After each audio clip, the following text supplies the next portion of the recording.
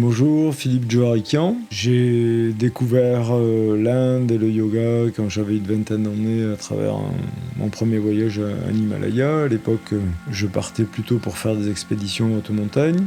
Et à la descente d'un sommet, en fait, j'ai rencontré un ermite, un sadhu.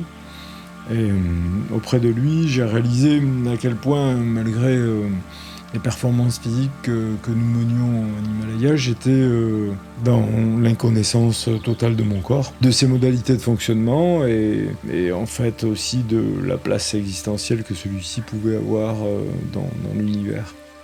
Et donc, en rencontrant pour la première fois un yogi, ça m'a tellement interpellé, ça a révélé tellement crûment mon propre handicap à être incarné conscient, que j'ai décidé de cheminer sur cette voie.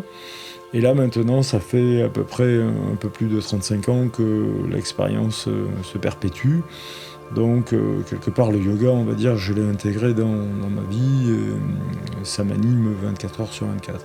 Je l'enseigne et en le partageant avec les présences qui viennent, c'est à la fois une façon d'aller dans le sens de la conscience et pour moi aussi un moyen de continuer à progresser.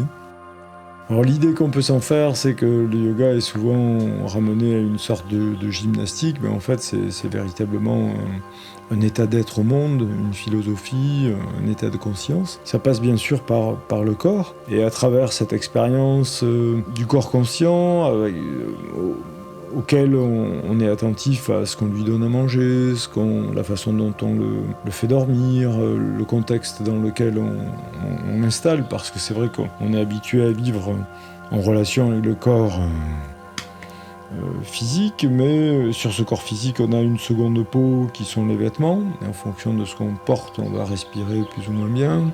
La troisième peau, on va dire que c'est l'habitat, et si l'habitat est aussi étouffant, ou carcéral, ou au contraire respirant, on va être là aussi plus ou moins bien.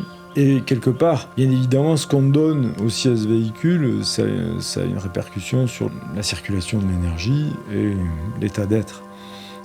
Et l'état de conscience, quoi. Donc, depuis toujours, j'étais attentif pour des questions éthiques et puis aussi hygiéniques, à manger sainement. Donc, bon, voilà, je suis végétarien depuis maintenant plus de 30 ans, sans viande et sans poisson.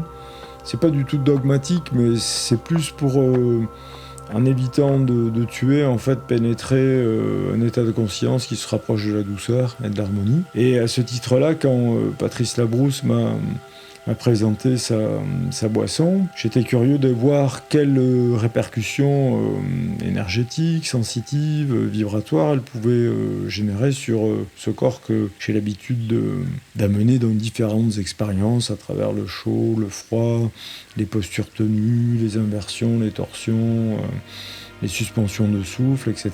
Et déjà, dans un premier temps, ce qui m'interpellait, c'était que la boisson soit biologique, même si aujourd'hui on dit que bio c'est à la mode, mais pour moi bio c'est juste naturel, vivant.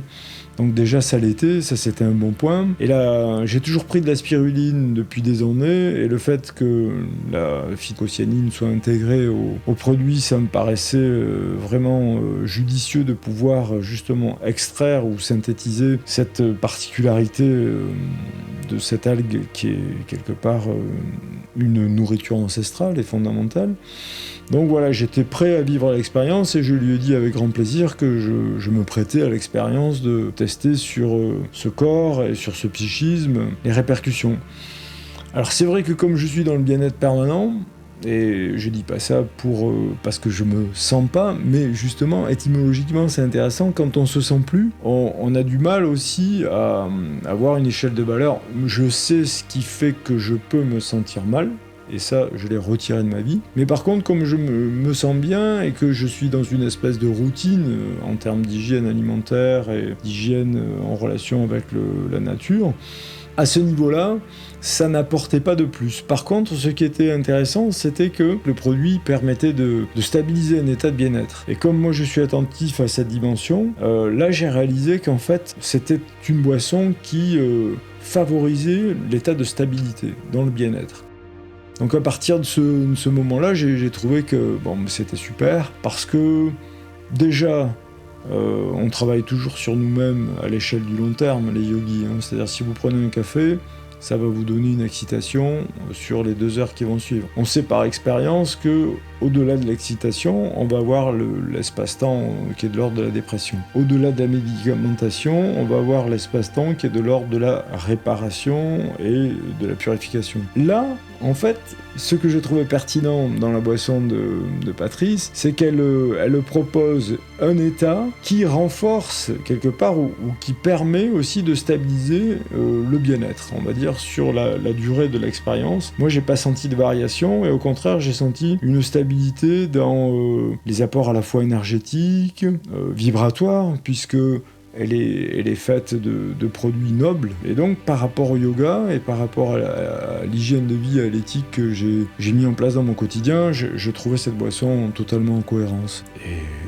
par rapport à cet aspect-là, je la trouve super. Voilà.